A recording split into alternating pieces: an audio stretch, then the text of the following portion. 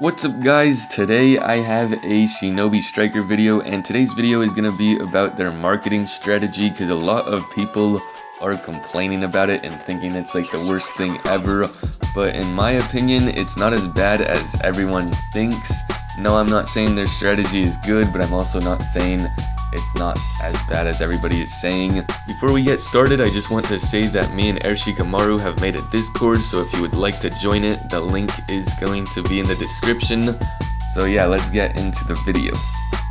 So a lot of people think this game's hype has died down a bit, and I would agree with them, but I don't really think it matters right now because they don't even have a set release date. So a lot of people think that the hype is dying down because like there's no news, but in my opinion, like, it doesn't really matter if they're announcing like news right now.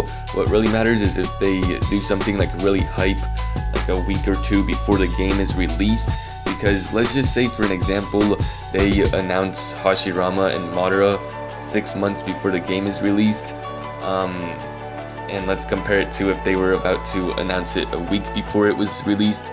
You'd basically be lying to yourself if you think you'd stay just as hyped 6 months before the release. That's just my opinion. Hype doesn't last forever, especially if you have to wait like 6 months. I think they might have announced this game too early. That's just me, just because like this community thinks that you need news like weekly or whatever, but in my opinion it's fine. For an example for this is NBA 2K18. They didn't really show anything. They had like a couple trailers that were kind of maybe cool to some people, but I wasn't too impressed with it.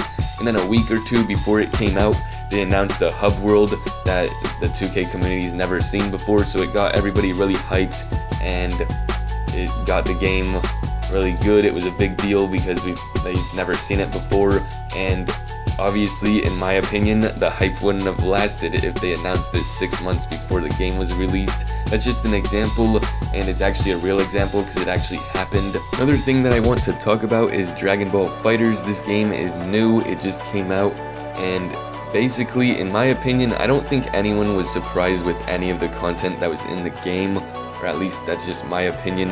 And this game, I mean, it's not really a problem because it's just like a basic 2D fighter game. I'm not trying to bring it down because it's actually a good game, but I feel like I just brought it down right there. I'm not trying to, but basically there was nothing really surprising when the game was released, and maybe to some people that there's nothing wrong with that, but I think they should have something exciting that we don't know about, like kept a secret for like the release date, because like if you just go into a new game and there's nothing actually new, then the game's not really gonna last that long. And that's another thing that I want to talk about. I don't think FighterZ is gonna last long at all, unless if you're planning to go competitive or you're like a die-hard fan of the anime.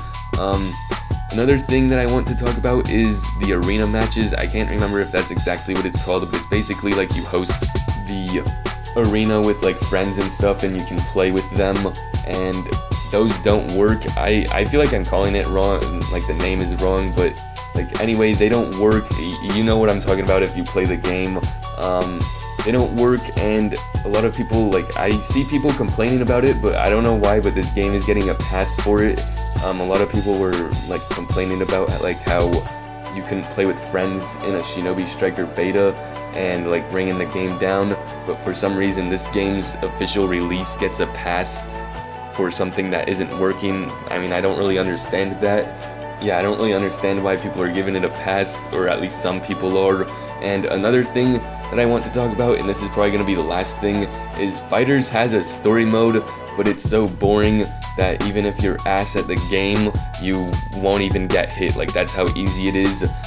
In my opinion, if story mode is that easy, there's no point in playing it, and like, it's basically equal to Shinobi Striker with how it doesn't even have a story mode, because like it's kind of a waste of time to play if it's like not challenging at all. That's just my opinion.